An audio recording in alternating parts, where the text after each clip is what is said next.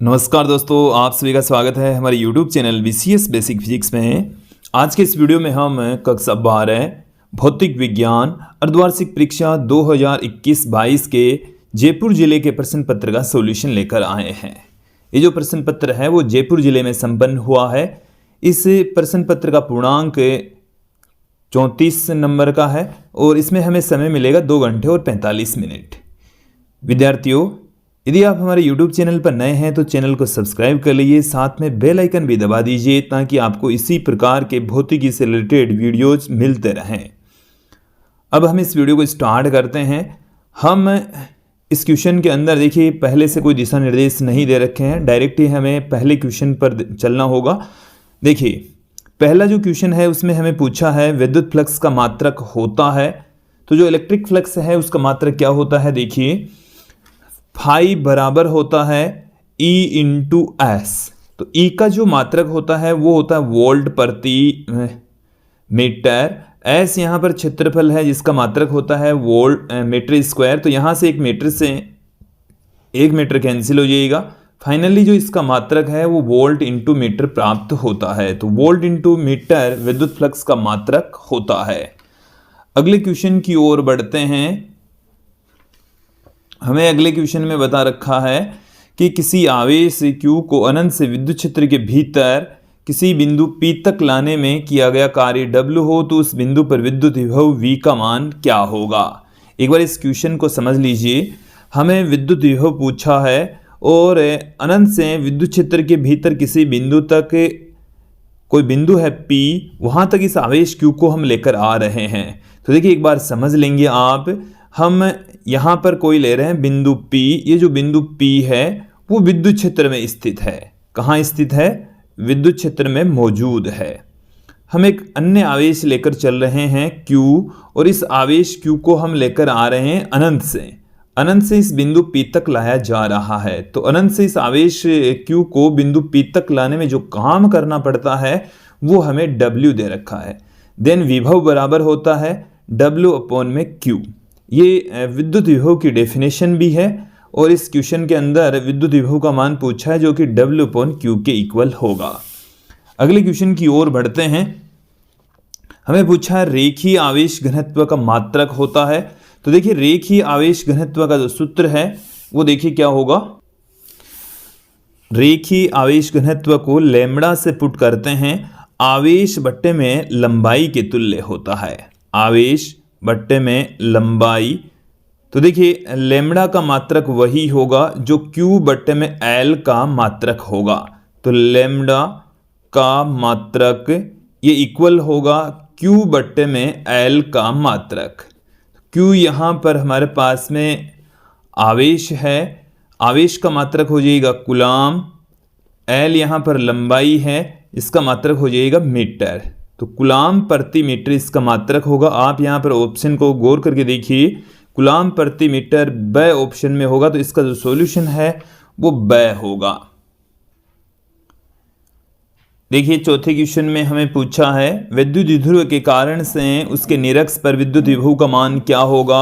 हम आपको बता दें किसी विद्युत द्विध्रुव के कारण से किसी बिंदु P पर विद्युत विभव का फॉर्मूला होता है P cos theta upon R square के इक्वल। और यदि हम बात करें निरक्ष पर, तो निरक्ष पर ये जो थीटा है ये हमारे पास में यहाँ पर 90 डिग्री हो जाता है, और कोस जो 90 डिग्री है इसकी वैल्यू होती है 0। देन हमें क्या मिल रहा है V इक्वल टू 0। तो निरक्ष के ऊपर विद्युत विभव का मान 0 होता है, 0 होता है। तो निरक्ष पर विद्युत विभव का मान 0 होगा। तो ए ऑप्शन इसमें सही होगा। 5वां क्वेश्चन देखिए प्रतिरोधकता का मात्रक है। देखिए प्रतिरोधकता को हम रो से पुट करते हैं जो कि RA अपॉन में L से लिखा जाता है। रो का मात्रक वही होगा जो RA अपॉन में L का मात्रक होगा। तो R यहाँ पर प्रतिरोध है जिसका मात्रक होता है ओम। A यहाँ पर क्षेत्रफल है जिसका मात्रक होता है मीटर स्क्वायर। L यहाँ पर दूरी है जिसका मात्रक होता है मीटर। देन यहाँ पर ओम इंटू मीटर इसका मात्रक आ जाएगा। तो इसका जो मात्रक है वो है ohm into metre. Ohm into metre प्रतिरोधकता का मात्रक होता है। अगले क्वेश्चन की ओर बढ़ते हैं कि ऐसा पृष्ठ जिसके सभी बिंदुओं पर विभव नियत रहता है को कहते हैं समविभव पृष्ठ कहते हैं। समविभव पृष्ठ कहलाता है। अगले क्वेश्चन की ओर बढ़ते हैं। टोरॉइड के चुंबकीय आघूर्ण का मान है। देखिए इस क्वेश्चन के अंदर हमें चुंबकीय आघूर्ण का मान पूछा है। यदि चुंबकीय क्षेत्र पूछा जाता कि चुंबकीय क्षेत्र कितना है, तो किसी टोरॉइड के अंदर उत्पन्न जो चुंबकीय क्षेत्र की तीव्रता होती है μ0 n होती है। हमें पूछा है चुंबकीय आघूर्ण का मान। और देखिए जब कोई धारावाही चालक तार हो, कुंडली हो, तो उसकी वजह से जरूर चुंबकीय आघूर्ण क्रिएट होता है। और चुंबकीय जो आघूर्ण है वो एक चुंबकीय द्विध्रुव की वजह से क्रिएट होता है। तो हमें यहाँ पर चुंबकीय आघूर्ण के लिए हम देखें फॉर्मूला स्मॉल m बराबर होता है NIA, जहाँ n उसमें फेरों की संख्या होती है किसी कुंडली में, I उसमें से बहने वाली धारा, A उसका क्षेत्रफल। तो देखिए इस क्वेश्चन के अंदर जो टोरॉइड है उसमें जो चुंबकीय क्षेत्र है उसका मान पूछा है। एक्चुअल में यहाँ पर आघूर्ण नहीं होना चाहिए था, तो B बराबर μ0 NI के इक्वल होगा। अगले क्वेश्चन की ओर बढ़ते हैं। दो पदार्थों के अपवर्तनांक 1.33 और 1.5 है, कौन सा पदार्थ अधिक सघन है? देखिए प्रकाशिक रूप से कौन सा माध्यम अधिक सघन है ये हमें पूछना चाहिए था कि प्रकाशिक रूप से दोनों में से कौन सा अधिक सघन है। तो प्रकाशिक रूप से प्रकाशिक सघनता उनके अपवर्तनांक पर डिपेंड करती है। तो प्रकाशिक सघनता जिसका अपवर्तनांक ज़्यादा होगा, तो जिसका अपवर्तनांक 1.5 अपवर्तनांक वाला माध्यम अधिक सघन होगा। इसका अपवर्तनांक कितना हो? 1.5 अपवर्तनांक वाला, 1.5 अपवर्तनांक वाला पदार्थ अधिक सघन होगा, अधिक सघन होगा। क्लियर? जिसके लिए अपवर्तनांक जितना ज्यादा होगा वो माध्यम प्रकाशिक रूप से उतना ही ज्यादा सघन माध्यम होगा। क्लियर? अगले क्वेश्चन की ओर बढ़ते हैं। 9वें क्वेश्चन में भी देखिए क्रांति कोण का पूर्ण यांत्रिक प्रावर्तन, इसमें भी थोड़ी सी मिस्टेक है। क्रांति कोण वह आना चाहिए पूर्ण आंतरिक प्रावर्तन। तो इन दोनों की डेफिनेशन हमें पूछी है। और सबसे पहले मैं क्रांति कोण की डेफिनेशन आपके सामने रख देता हूं कि क्रांति कोण, जिसे हम क्रिटिकल एंगल भी कहते हैं, IC से पुट किया जाता है। कि देखिए होता क्या है, ये हमारे पास में है एक इधर विरल माध्यम और इस तरफ हमारे पास में है सघन माध्यम। और कोई प्रकाश की किरण सघन माध्यम में ही चलती हुई ऐसे आपतन कोण पर आपतित होती है कि उसका जो अपवर्तन कोण है वो 90 डिग्री हो जाए। जो अपवर्तन कोण है उसका मान कितना हो जाए? 90 डिग्री। तो उस आपतन कोण को ही हम क्रांति कोण कहते हैं। तो देखिए एक बार इस क्रांति कोण की डेफिनेशन समझ लीजिए कि सघन माध्यम में आपतन कोण का वह मान जिस पर विरल माध्यम में अपवर्तन कोण का मान 90 डिग्री हो जाए क्रांति कोण कहलाता है। तो देखिए डेफिनेशन क्या है, सघन माध्यम में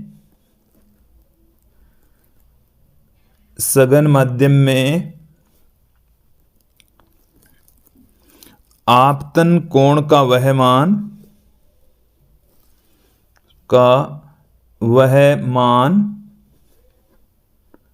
जिस पर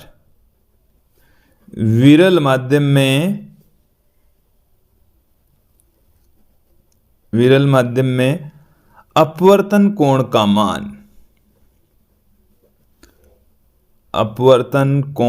मान 90 डिग्री हो जाए, 90 डिग्री हो जाए क्रांति कोण कहलाता है। क्रांति कोण कहलाता है। क्रिटिकल एंगल कहा जाता है। फिर अगली इसमें डेफिनेशन हमें पूछी है पूर्ण आंतरिक परावर्तन, टोटल इंटरनल रिफ्लेक्शन। देखिए पूर्ण आंतरिक परावर्तन की डेफिनेशन हम क्रांति कोण की परिभाषा से ही समझ पाते हैं कि जब आपतन कोण का मान, सघन माध्यम में आपतन कोण का मान क्रांति कोण से अधिक होता है तो प्रकाश की किरण विरल माध्यम में न जाकर सघन माध्यम में ही परावर्तित हो जाती है। तो उस घटना को हम पूर्ण आंतरिक परावर्तन कहते हैं कि जब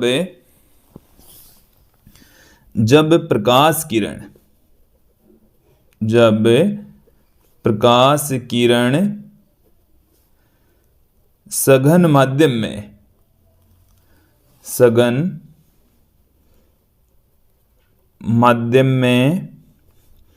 क्रांति कोण से अधिक के कोण पर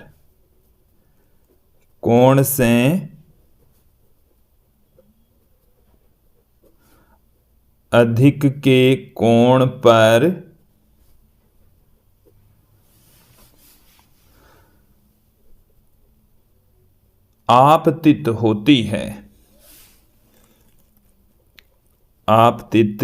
होती है तो किरण विरल माध्यम में न जाकर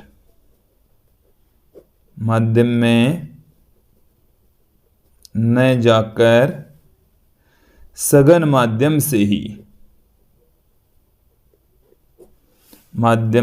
ही परावर्तित हो जाती है। इस घटना को पूर्ण आंतरिक परावर्तन कहा जाता है। पूर्ण आंतरिक परावर्तन कहते हैं। देखिए इसे समझ लीजिए कि हमारे पास में ये कोई अंतरापृष्ठ है, इसके इस तरफ है विरल माध्यम, इस तरफ है सघन माध्यम, और जब कोई प्रकाश की किरण यहाँ पर इस सघन माध्यम के अंदर ही आई का मान क्रांति कोण से जब अधिक होता है तो ये जो प्रकाश की किरण है वो विरल माध्यम में न जाकर इसी अंतरापृष्ठ से टकराकर उसी माध्यम में वापस लौट आती है। तो इस घटना को हम पूर्ण आंतरिक परावर्तन कहते हैं, पूर्ण आंतरिक परावर्तन कहा जाता है। 10वां क्वेश्चन देखिए, वस्तु का आभासी तथा बड़ा प्रतिबिंब कौन सा दर्पण बनाता है? तो देखिए हमारे पास में जो उत्तल दर्पण होता है उससे सदैव आभासी प्रतिबिंब बनता है, लेकिन उसका जो प्रतिबिंब है वो सदैव छोटा होता है।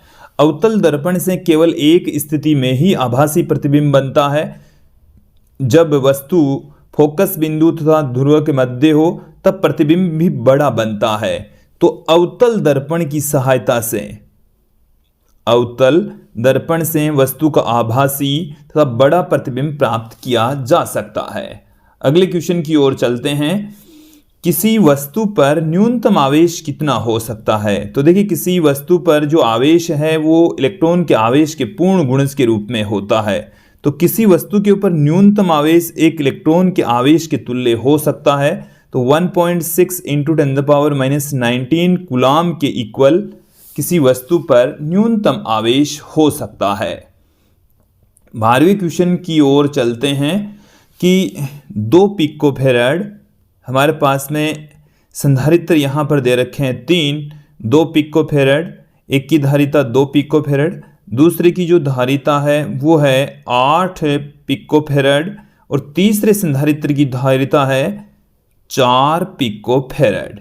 हमें इन तीनों को पार्श्व क्रम में अर्थात समांतर क्रम में जोड़ना है, तब इनकी तुल्य धारिता इनके धारिताओं के योग के बराबर होती है। तो 2, 8 + 4 कुल मिलाकर ये हमारे को मिल जाएगी 14 पिकोफैराड।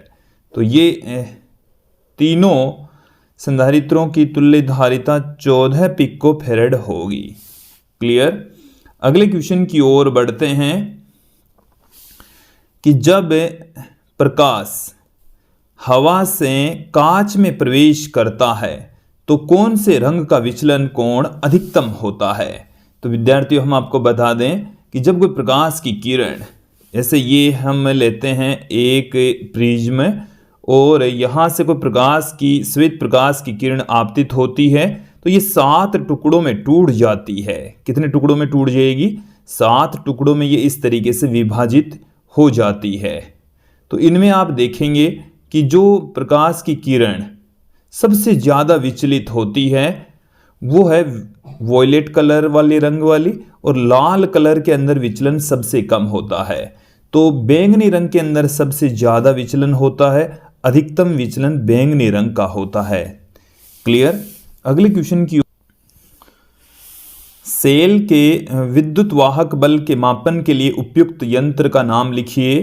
तो देखिए विद्युत वाहक बल का मतलब होता है विभवांतर, जिसका मापन हम वोल्ट मीटर की सहायता से कर सकते हैं। 15वें क्वेश्चन के अंदर देखिए हमें पूछा है स्वप्रेरण गुणांक की परिभाषा, मात्रक एवं विमा लिखिए। स्वप्रेरण गुणांक की हम डेफिनेशन देखिए, यहाँ से हम प्रेरित विद्युत वाहक बल का एक फॉर्मूला जानते हैं। प्रेरित विद्युत वाहक बल E बराबर माइनस में L di/dt। तो यहाँ से मैं L बराबर क्या पुट कर सकता हूँ? माइनस में E बट्टे में di/dt। तो देखिए एकांक धारा परिवर्तन की दर के कारण किसी कुंडली में उत्पन्न प्रेरित विद्युत वाहक बल उसका स्वप्रेरण गुणांक कहलाता है। तो यहाँ से आप देखिए कि जो L है इसकी डेफिनेशन क्या हो जाएगी? L की डेफिनेशन देख लीजिए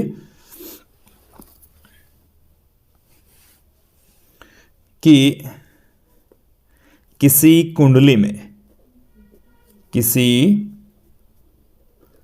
कुंडली में एकांक धारा परिवर्तन के कारण, एकांक धारा परिवर्तन के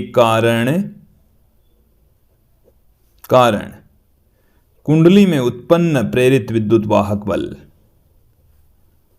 कुंडली में उत्पन्न प्रेरित विद्युत वाहक बल स्वप्रेरकत्व या स्वप्रेरण गुणांक कहलाता है। स्वप्रेरकत्व भी कह सकते हैं या स्वप्रेरण गुणांक भी कह सकते हैं, तो एक ही बात है। क्लियर? हमें इसके पश्चात पूछा इसका मात्रक और विमा। आप यहां पर देखेंगे L का मात्रक वही होगा, L का मात्रक वही होगा जो E बट्टे में di/dt का मात्रक होगा। तो इसका देखिए जो मात्रक है E यहाँ पर विद्युत वाहक बल है जिसका मात्रक होता है वोल्ट, और I यहाँ पर धारा है जिसका मात्रक होता है एम्पियर, और बट्टे में है सेकंड। और देखिए इसको हम कहते हैं हेनरी। तो L का जो मात्रक होता है वो होता है हेनरी, जिसको हम कैपिटल H से पुट करते हैं। अब यहाँ पर इसकी विमा भी देख लेते हैं। देखिए इसकी विमा किसके तुल्य होगी? L की विमा वही होगी जो E बट्टे में di/dt की विमा होगी। तो देखिए E यहाँ पर विभवांतर है, और इस विभवांतर की जो विमा होती है वो देख लीजिए क्या होती है? m1 L2 t-3 a-1। ये विभवांतर की विमा होती है, W/Q से लिखी जाती है। तत्पश्चात ये इसकी विमा होती है।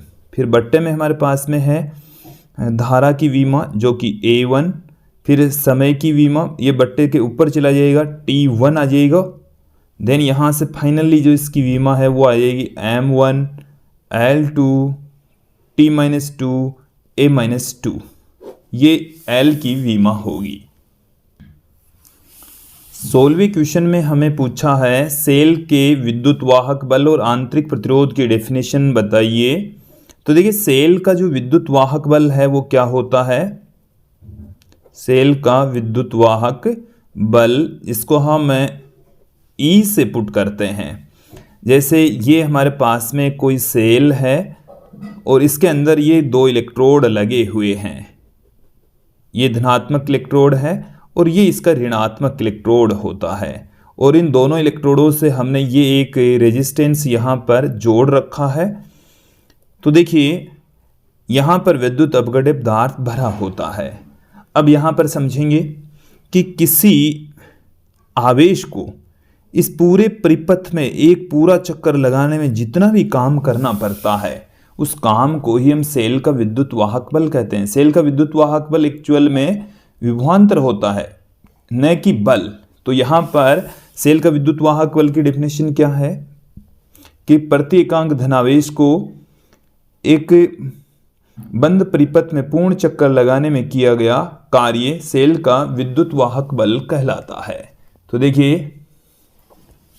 प्रति एकांक धनावेश को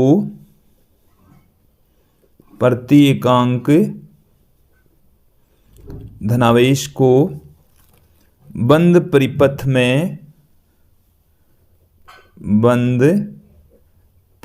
में एक पूर्ण चक्कर लगाने में किया गया कार्य सेल का विद्युत वाहक बल कहलाता है। सेल का विद्युत वाहक बल कहलाता है। तो देखिए सेल का जो विद्युत वाहक बल है W/Q से लिखा जाता है। Q वह आवेश है जिसको हम पूरे परिपथ में चक्कर लगवा रहे हैं, और पूरे परिपथ में चक्कर लगाने में जो किया गया कार्य है वो है W। अब हम बात करते हैं सेल के आंतरिक प्रतिरोध की। तो जो सेल का आंतरिक प्रतिरोध होता है उसको हम स्मॉल r से लिखते हैं। देखिए नाम से ही स्पष्ट है कि सेल के अंदरूनी भाग में जो रेजिस्टेंस उत्पन्न होता है उसको हम सेल का आंतरिक प्रतिरोध कहते हैं। तो सेल के आंतरिक भाग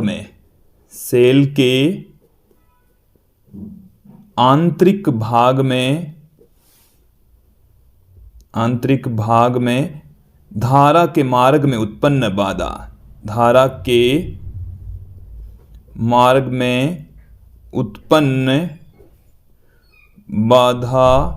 या रुकावट सेल का आंतरिक प्रतिरोध कहलाता है। सेल का आंतरिक प्रतिरोध कहलाता है। क्लियर? देखिए मीटर सेतु के एक एक्सपेरिमेंट के अंदर हमें S की जो वैल्यू है वो 3.7 ओम दे रखी है। तो संतुलन बिंदु सिरे A से 63 सेंटीमीटर की लंबाई पर है, तो R की वैल्यू कितनी होगी? देखिए एक ऐसे मीटर सेतु होता है और इस मीटर सेतु के अंदर ये वाला जो सीरा है वो A सीरा है। इसको हमने यहाँ से एक बैटरी से, एक कुंजी से और धारा नियंत्रक से इसको हमने संयोजित कर रखा है। ये हमारे पास में प्राथमिक परिपथ में लगा सेल, ये कुंजी, और देखिए इन दोनों के बीच में होता है एक रेजिस्टेंस बॉक्स जिसका प्रतिरोध R लिया जाता है, और यहाँ पर एक अज्ञात प्रतिरोध S जुड़ा होता है। हालांकि इसमें हमें इस S की वैल्यू 3.7 ओम दे रखी है। यहाँ से जो धारा मापी है उसमें हमें 63 सेंटीमीटर पर संतुलन की स्थिति प्राप्त होती है। L बराबर 63 सेंटीमीटर हमें दे रखा है। तो आप यहाँ पर देखेंगे कि जो R बट्टे में S है वो बराबर होता है L बट्टे में 100 माइनस L के। हमें इस R की वैल्यू फाइंड आउट करनी है। तो R की वैल्यू फाइंड आउट करने के लिए देखिए यहाँ से हमारे पास में आ जाएगा L बट्टे में 100 माइनस L इंटू में S। तो L की वैल्यू हमें दे रखी है 63, 100 माइनस L हमारे पास में हो जाएगा 37, और L की वैल्यू है वो है 3.7। पॉइंट यहाँ से हटाएंगे तो ये 10 बार में चला गया, तो हमारे पास में R का जो मान है वो 6.3 ओम आएगा। तो इसमें 6.3 ओम इसका सॉल्यूशन होगा। विद्यार्थियों यदि आप हमारे YouTube चैनल पर नए हैं तो चैनल को सब्सक्राइब कर लीजिए, साथ में बेल आइकन भी दबा दीजिए ताकि आपको इसी प्रकार के भौतिकी से रिलेटेड और भी वीडियोज मिलते रहें। अब हम अगले क्वेश्चन की ओर बढ़ते हैं। 18वें क्वेश्चन के अंदर हम बात करते हैं आवेश का क्वांटीकरण क्या है, समझाइए। आवेश के क्वांटा का मान क्या होता है। देखिए, आवेश के क्वांटीकरण का मतलब यह है कि किसी वस्तु पर जो आवेश होता है वो इलेक्ट्रॉन के आवेश के पूर्ण गुणज के रूप में रहता है। चाहे आप कोई सा भी मेथड लगा लीजिए, आवेश का स्थानांतरण इलेक्ट्रॉन के रूप में ही होता है। तो आवेश का क्वांटीकरण हमें यह कहता है कि किसी वस्तु पर उपस्थित जो आवेश है वो इलेक्ट्रॉन के आवेश के पूर्ण गुणज के रूप में होता है, एक न्यूनतम निश्चित राशि के पूर्ण गुणज के रूप में होता है। उस न्यूनतम निश्चित राशि को हम आवेश का क्वांटा कहते हैं और आवेश का क्वांटा एक इलेक्ट्रॉन के आवेश के तुल्य होता है। तो देखिए, आवेश के क्वांटीकरण का अर्थ है कि आवेश के क्वांटीकरण का अर्थ है कि किसी वस्तु पर आवेश एक न्यूनतम निश्चित राशि के पूर्ण गुणज के रूप में होता है। एक न्यूनतम निश्चित राशि के पूर्ण गुणज के रूप में होता है। एक न्यूनतम निश्चित राशि के पूर्ण गुणज के रूप में होता है। इस न्यूनतम निश्चित राशि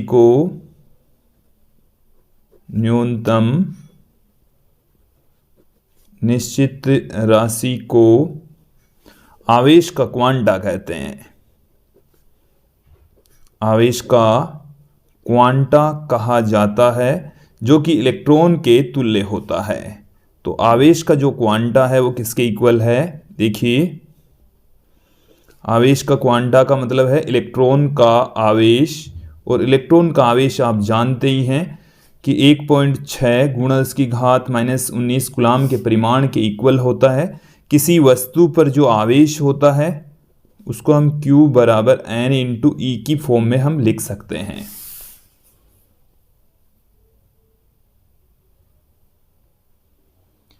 विद्यार्थियों, जो अगला क्वेश्चन है वो हमें पूछा है कि विद्युत विभव की परिभाषा लिखिए। बिंदु आवेश के कारण से स्मॉल r दूरी पर स्थित विद्युत विभव का व्यंजक भी प्राप्त कीजिए।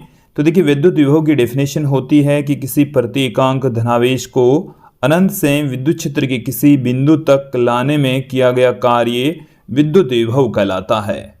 और देखिए, बिंदु आवेश के कारण से जो विद्युत विभव होता है वो 1/4πε0 Q/r होता है। ये जो फॉर्मूला है इसका वीडियो हमने इस वीडियो की डिस्क्रिप्शन में दे रखी है, वहाँ से जाकर इसका सॉल्यूशन देख सकते हैं। विद्यार्थियों, अगले क्वेश्चन की ओर बढ़ते हैं। अब थोड़े से बड़े क्वेश्चन हैं, इसका हम सॉल्यूशन इस वीडियो की डिस्क्रिप्शन में हम आपको देंगे। तो देखिए, एक एक करके इन क्वेश्चंस को देख लेते हैं। 20वां क्वेश्चन है गाउस का नियम क्या है, और एक अनंत विस्तार के तार के कारण से विद्युत क्षेत्र की तीव्रता ज्ञात कीजिए। ये लगभग सभी जिलों के प्रश्न पत्रों में मिला है। 22वां क्वेश्चन देखिए, विद्युत चुंबकीय प्रेरण से क्या समझते हैं, और इनके नियम हमारे को पूछे हैं। प्रेरित विद्युत वाहक बल का मान भी पूछा है। इसके साथ में 22वें क्वेश्चन के अंदर देखिए हमें क्या क्या पूछा गया है कि उत्तल लेंस के लिए UVF के मध्य हम संबंध हमें पूछा है, जो कि 1/f बराबर 1/v माइनस 1/u होता है। किरण आरेख बनाकर इसको हम फाइंड आउट भी करना है। तो इसका वीडियो भी आपको इस वीडियो की डिस्क्रिप्शन में मिल जाएगा। एक वस्तु का प्रतिबिंब वस्तु से 60 सेंटीमीटर की दूरी पर बनता है। इसका सॉल्यूशन मैं आपको बता देता हूं। जबकि वस्तु तथा प्रतिबिंब के ठीक बीच एक लेंस रखा हुआ है, तो लेंस की फोकस दूरी कितनी होगी। तो देखिए, हमें बिंब दूरी माइनस में 60 दे रखी है और प्रतिबिंब दूरी v प्लस में 60 दे रखी है, क्योंकि कोई भी जो वस्तु तथा प्रतिबिंब के ठीक बीच में एक लेंस रखा हुआ है वो तभी पॉसिबल होगा जब ये एक तो माइनस में होगी दूरी, एक प्लस में होगी। हमें एफ पूछा है, तो देखिए यहाँ से 1/f बराबर 1/v माइनस 1/u, तो 1/f बराबर 1/v की वैल्यू है 60, u का मान है माइनस में 60, तो माइनस माइनस यहाँ से हो जाएगा प्लस, 60 यहाँ पर आ गया लघुत्तम, 1 + 1 आ गया 2, 2/60 आ चुका है। तत्पश्चात f बराबर आ गया 1/f बराबर 1/30 और f बराबर आ गया है 30 सेंटीमीटर। ये प्लस में आएगा, इसलिए ये उत्तर लेंस होगा। क्लियर। अगले क्वेश्चन की ओर बढ़ते हैं। इसी के अथवा में हमें दे रखा है, अंतिम पार्ट है, संधारित्रों के समांतर क्रम संयोजन की तुल्य धारिता का व्यंजक प्राप्त कीजिए। आवेशित संधारित्र में संग्रहित ऊर्जा का, देखिए पार्श्व क्रम में तुल्य धारिता होती है अलग अलग संधारित्रों के धारिताओं की योग के बराबर, और किसी संधारित्र में संचित जो ऊर्जा होती है U बराबर 1/2CV² या Q²/2C के इक्वल या 1/2Q × V के इक्वल होती है। इसका व्यंजक भी आप इस वीडियो की डिस्क्रिप्शन में जाकर देख सकते हैं, समझ सकते हैं। आज के इस वीडियो में इतना ही। धन्यवाद।